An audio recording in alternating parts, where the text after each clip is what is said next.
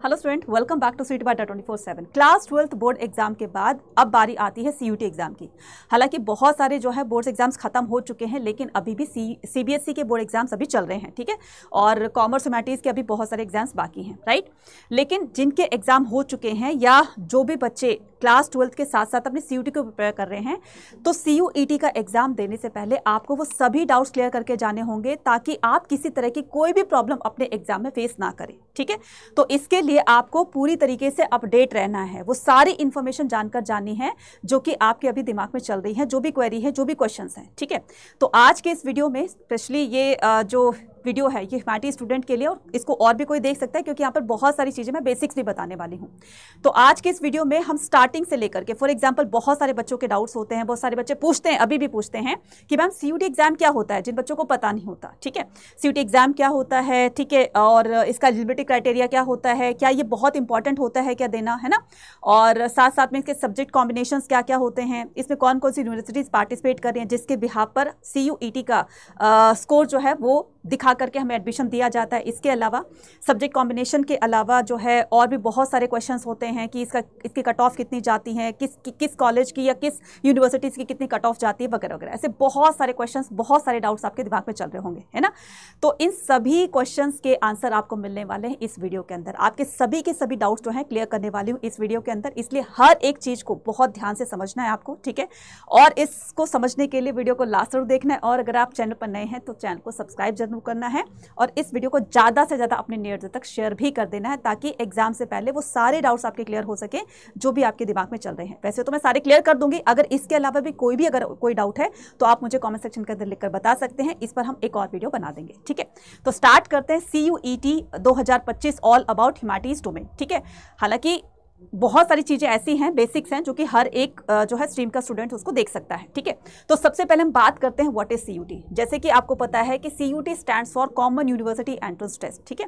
पहले क्या होता था कि क्लास 12th के मार्क्स पर मेरिट बनती थी, और उसी मेरिट के बिहाफ पर स्टूडेंट का यूनिवर्सिटीज़ में एडमिशन होता था। लेकिन इन सभी को अब रिमूव कर दिया गया, खत्म कर दिया गया। अब एक कॉमन टेस्ट बना दिया गया है, राइट, जिसका नाम है सीयूईटी, यानी कि कॉमन यूनिवर्सिटी एंट्रेंस टेस्ट। इसको क्रैक करने के बाद जिस बच्चे के अच्छे से अच्छे मार्क्स आएंगे, उन्हीं को ही क्या हो जाएगी, उन्हीं को ही उनकी यूनिवर्सिटी, जो ड्रीम यूनिवर्सिटीज है, उनके बेस्ट कॉलेज में उनको एडमिशन मिलेगा। लेकिन डिपेंड करता है आपके स्कोर पर, डिपेंड करती है कट ऑफ पर, ठीक है।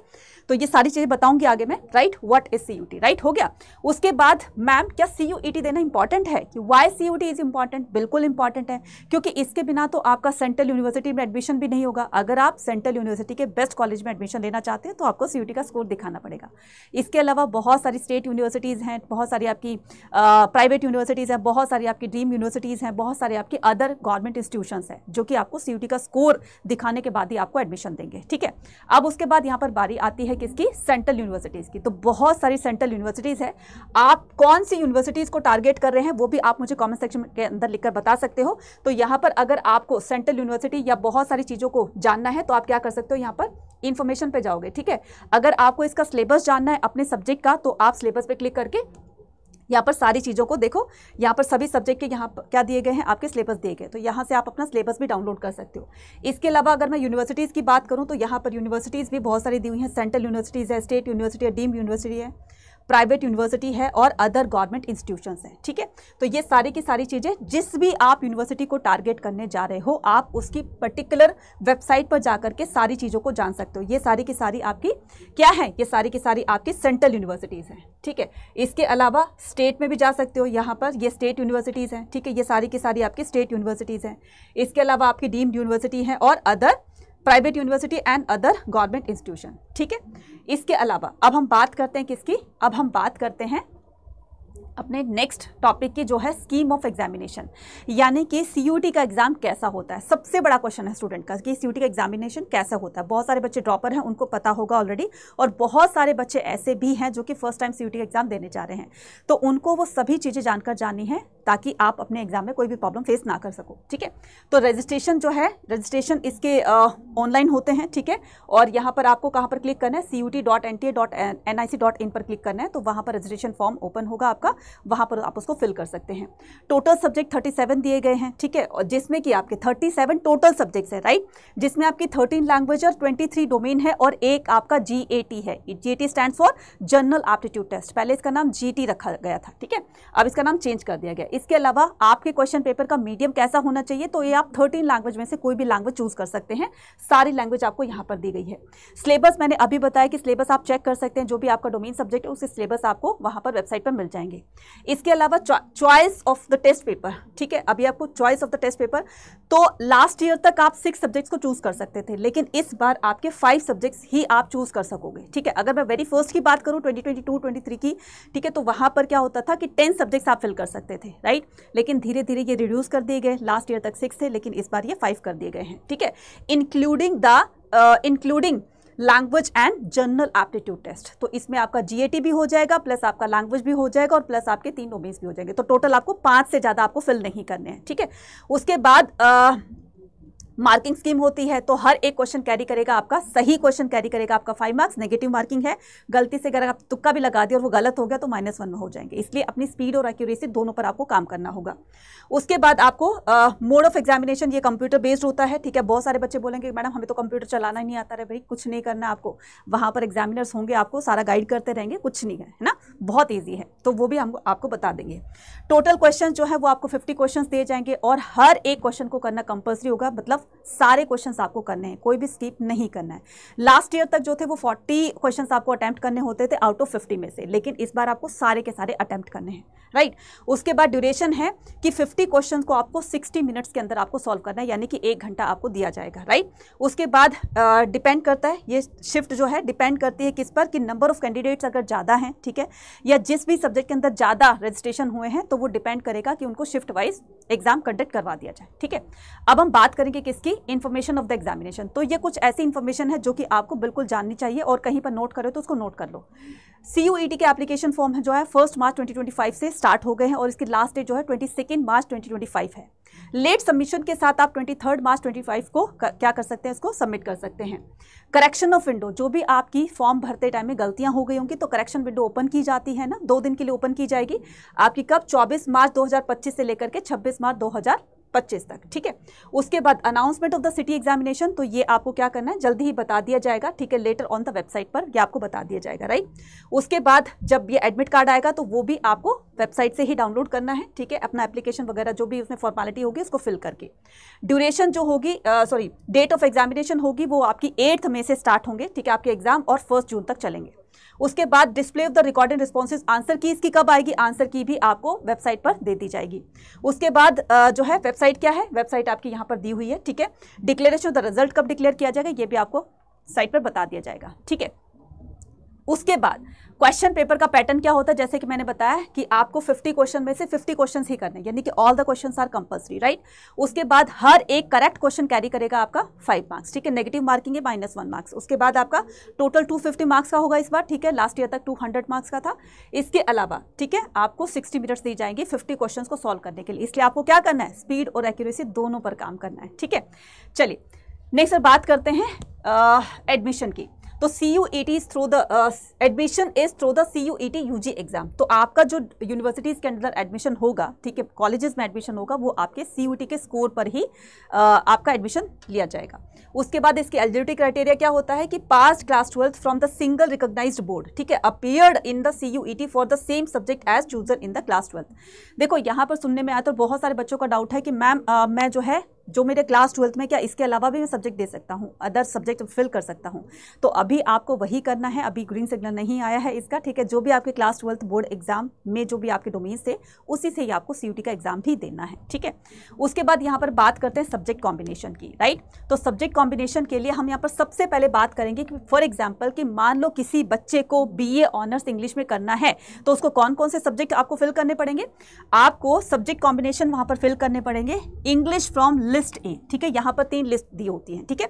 लिस्ट ए के अंदर आपकी क्या हो जाएगी, लैंग्वेज हो जाएगी, right. Any 2 subject from list B1, फिर B1 के अंदर आपके सारे के सारे आपके डोमेन्स दिए होते हैं, ठीक है। और उसके बाद आपको क्या करना है, लिस्ट B1 और B2 से आपको एक सब्जेक्ट जो है वो चूज करना होगा और इस तरीके से आपका सब्जेक्ट कॉम्बिनेशन बनेगा। यानी कि मोटा मोटी तौर पर कहूं कि आपको एक लैंग्वेज लेनी है, 2 से 3 आप डोमेन ले सकते हो और चाहो तो आप जीटी का ऑप्शन भी रख सकते हो, ठीक है, जीएटी का, क्योंकि जीएटी का ऑप्शन रखने से आप बहुत सारी यूनिवर्सिटीज के लिए आप एलिजिबल हो जाओगे, ठीक है। चलिए नेक्स्ट अब बात करते हैं इसी तरीके से सब्जेक्ट कॉम्बिनेशन। अगर कोई बच्चा बीए ऑनर्स अप्लाइड साइकोलॉजी में करना चाहता है, ठीक है, तो उसके लिए ये सब्जेक्ट कॉम्बिनेशन होंगे। English from list A, any 2 subject from list B1, any 1 subject from B1 और B2, राइट।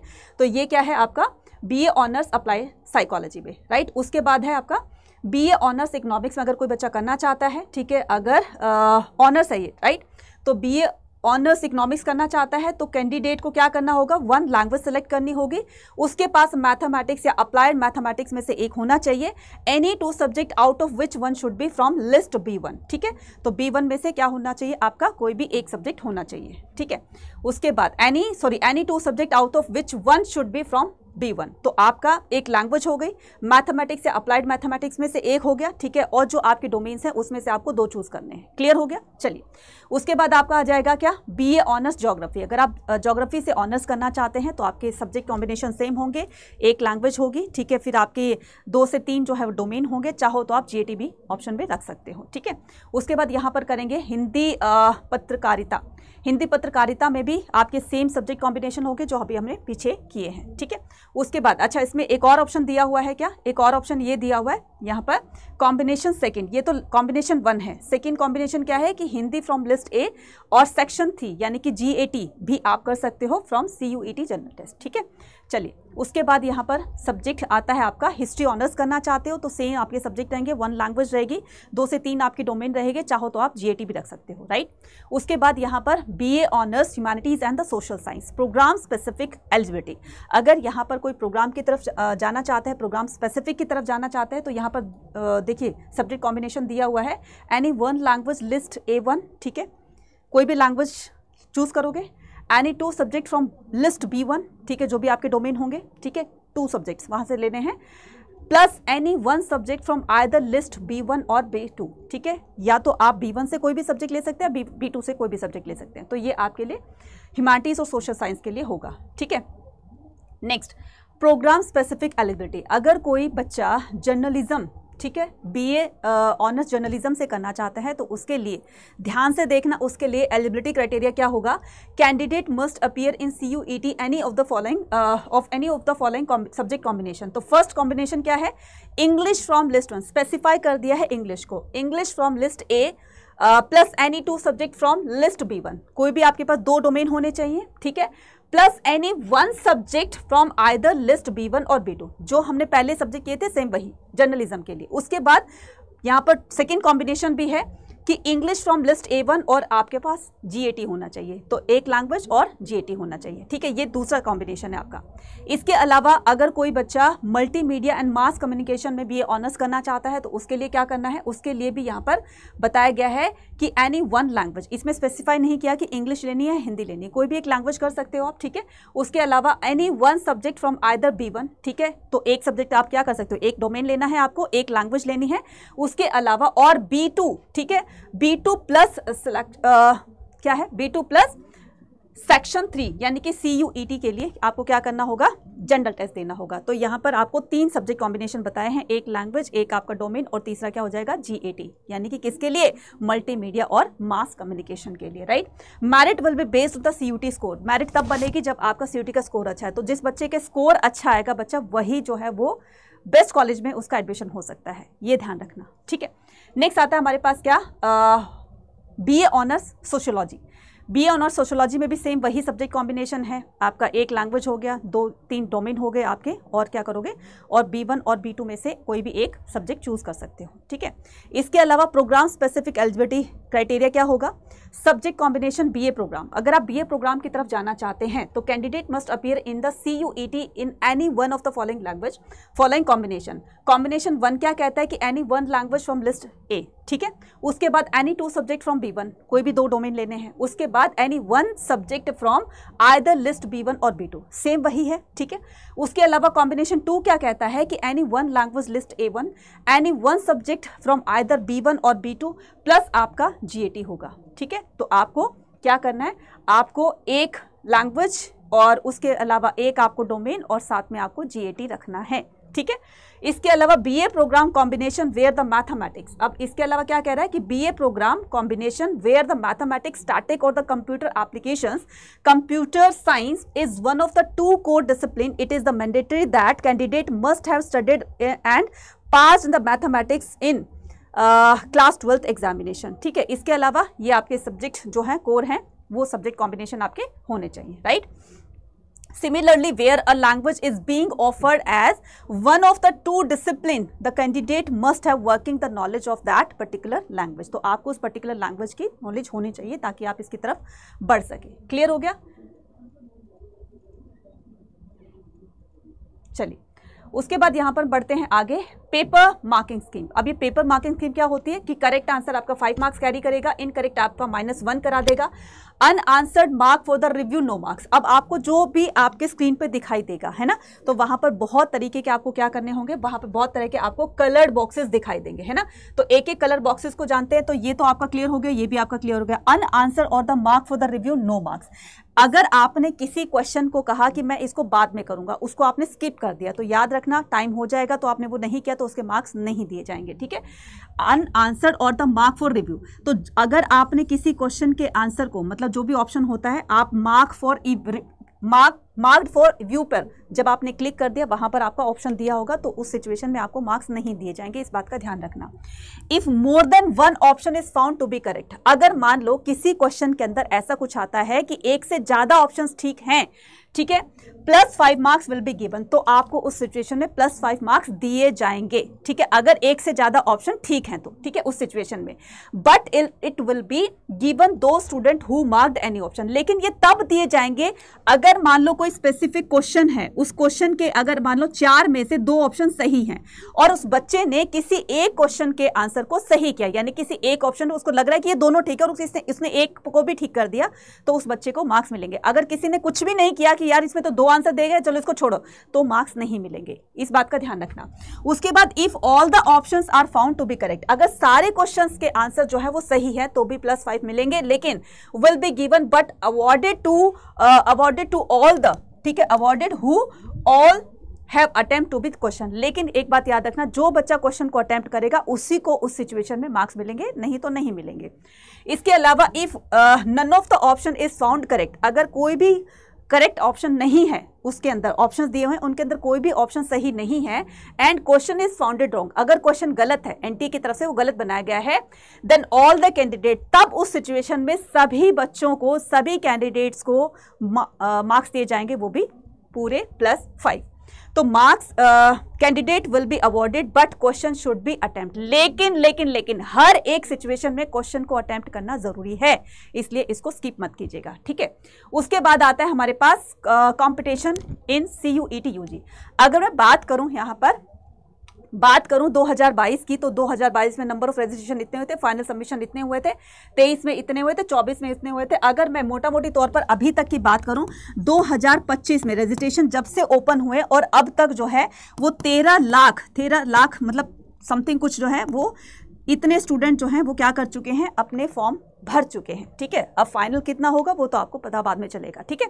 तो इसलिए कंपटीशन इस बार बहुत बहुत बड़ा होने वाला है, अभी तो लास्ट डेट बाकी है, हर दिन जो है वो आपके जो कैंडिडेट्स हैं उनकी संख्या बढ़ती चली जा रही है, तो कंपटीशन बहुत बहुत ज़्यादा टफ होने वाला है, और इसी के बिहार पर कट ऑफ भी तो हाई जाएगी ना। तो अब बात कर लेते हैं किसकी, कट ऑफ की, ठीक है, बात कर लेते हैं कट ऑफ की। तो CUET UG 2024 में एक्सपेक्टेड कट ऑफ जो थी, ठीक है, वो इतनी थी, राइट, वो इतनी थी। लेकिन यहाँ पर अगर मैं बात करूँ किसकी, बात करूँ यहाँ पर एक्सपेक्टेड ना करके मैं कर देती हूँ कि CUET UG 2024 के लिए, CUET UG 2024 के लिए कट ऑफ जो गई थी DU की वो इतनी गई थी बच्चा, है ना, इतनी गई थी। तो बीकॉम ऑनर्स के लिए अगर आप जाना चाहते हो, ठीक है, अगर वो जो भी बच्चे गए तो उनका जो कट ऑफ था, ठीक है, बीकॉम ऑनर्स के लिए SRCC की जो कट ऑफ थी वो 782 थी जनरल कैटेगरी की।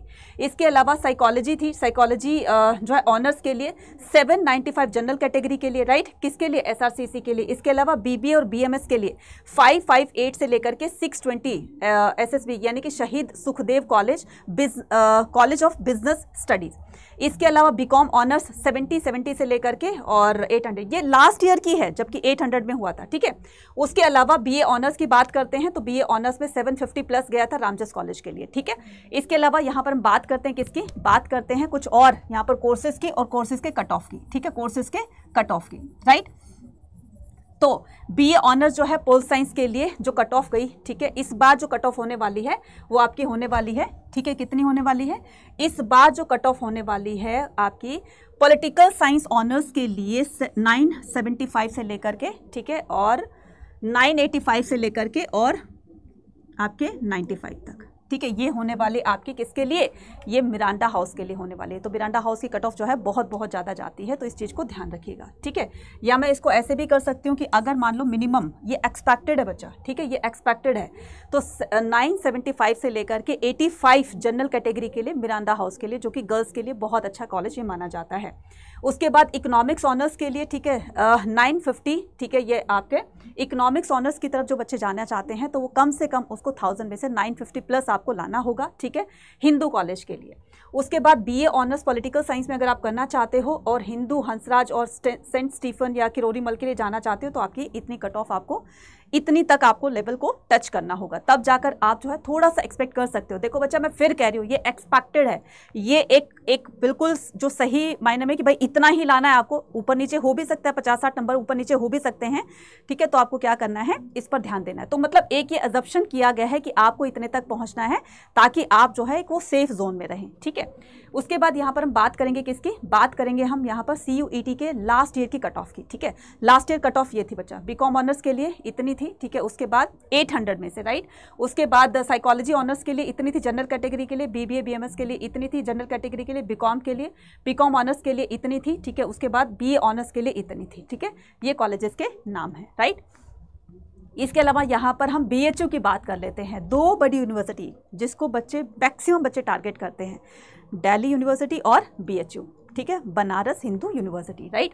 तो ये जो कोर्सेज हैं, ठीक है, आर्ट्स एक्सपेक्टेड कट ऑफ 2025, तो 2025 के लिए एक्सपेक्टेड कट ऑफ आपको कितनी यानी कि टच करनी होगी, कितने तक आपको थोड़ा सा अंदाजा बताया गया है, ठीक है। ये मत समझ लेना कि यही नंबर है, इसके आसपास पहुंच जाओगे तो भी थोड़ा सा सेफ जोन रहेगा आपका, ठीक है।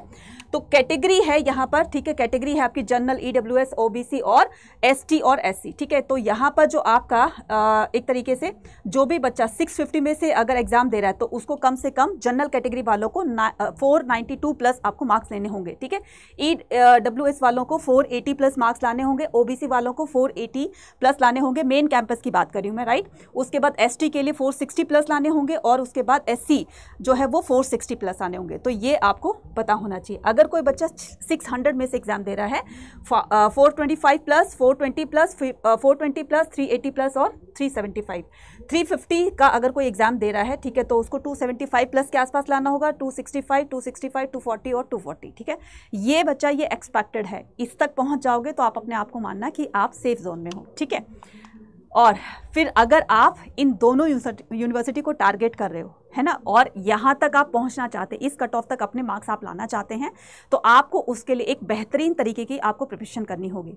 जो प्रिपरेशन करवाई जा रही आपको प्रतिज्ञा के अंदर, ठीक है, ये सभी स्टूडेंट्स के लिए, चाहे वो कॉमर्स के हैं, आर्ट्स के हैं या फिर साइंस के हैं। तो प्रतिज्ञा ये क्रैश कोर्स है, लास्ट मोमेंट पर एक अच्छी से रिवीजन, एक अच्छी से प्रैक्टिस करके जाओगे, सो दैट आपके क्वेश्चन के साथ साथ स्पीड और एक्यूरेसी भी आप बढ़ा पाओगे और इसी के बिहाफ पर आप CUT जैसे एग्जाम की जंग को जीत सकते हैं। तो इसमें एनरोल करने के लिए, मैक्सिमम डिस्काउंट पाने के लिए कूपन कोड यूज करना है Y489। आज ही इसको एनरोल कर लो और अपने ड्रीम यूनिवर्सिटी के बेस्ट कॉलेज में एडमिशन लेने का सपना पूरा कर सकते हैं। अब बहुत सारे बच्चों का क्वेश्चन होगा कि मैम हम इसमें एनरोल कैसे करें। तो एनरोल करने के लिए आपको क्या करना है, अड्डा 24/7 की एप्लीकेशन पर जाना है, ठीक है। ऐप पर जाने के बाद यहाँ पर ऑल कोर्सेज पर क्लिक करना है। लास्ट मोमेंट पर है बच्चा, जहां पर इतने साल भर आप पढ़े हो, इतना आपने इन्वेस्ट किया है, तो यहाँ पर थोड़ा और सही। तो यहाँ हम क्या करेंगे, UG PG एंट्रेंस एग्जाम पे क्लिक करेंगे, UG पे क्लिक करेंगे। यहाँ पर आ रहा है ये CUET क्रैश कोर्स। जैसे हम यहाँ पर CUET क्रैश कोर्स यहाँ पर लेंगे, चाहे वो साइंस का है, कॉमर्स का, आर्ट्स का है, जो भी आपको लेना है, तो आप क्या करोगे, उस पर आप पर्टिकुलर क्लिक कर दोगे, ठीक है। यहाँ पर मैंने क्लिक कर दिया।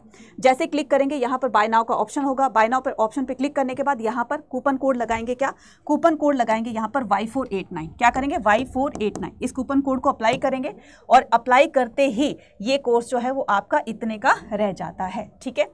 तो फटाफट से जाओ और आज ही के आज इसको एनरोल कर लो, यानी कि जो कोर्स आपका इतना था, ठीक है, इतने का था, इतने माइनस हो गए हैं कूपन कोड लगाने के बाद, अब ये कोर्स आपका इतने का रह गया है, ठीक है।